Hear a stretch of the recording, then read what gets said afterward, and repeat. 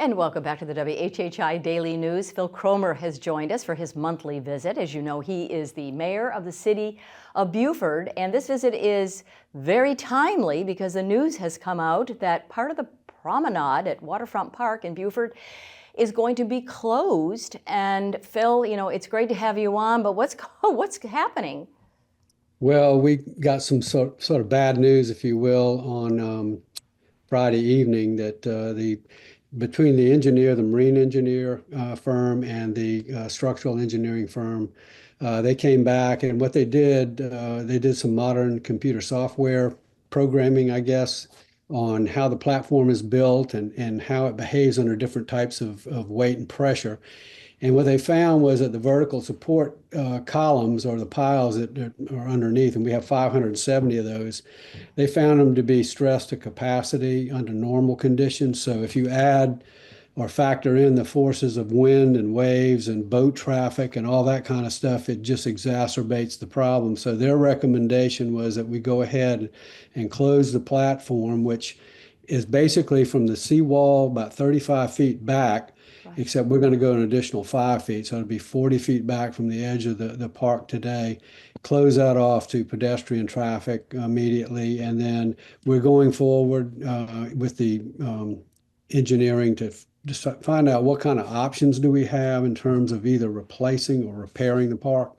So that's kind of the next step, but just to err on the side of caution, we're going to keep that part of the park that's on that relieving platform away from the additional weight that would come from the water festival or any other event that we have. Right. Well, Mayor, when we were there doing some spots for the water festival, we were standing there, and I did not realize that that promenade, the water is underneath that. That's where those pylons are. I had no idea. So that's deteriorating. That's what you're saying. It is, and it's 50 years old, and we're living in a marine environment, and it really takes its toll on just about everything. And we found some spalling going on the pilings that they could observe, but there's like 300 plus pilings they weren't able to get to because of silting underneath there, and or shoaling, if you want to call it that. But its timing couldn't have been worse, you know, with the water festival coming up and all the other events that we have. So this is a long-term problem that we're going to have to deal with, because not only are they doing the data collection now, and this is what we're finding, but going forward, what are the alternatives going to be? They're going to have to study all of those and then come back and say, okay, here's what we recommend. Then we have to go out and seek funding and permitting can take forever.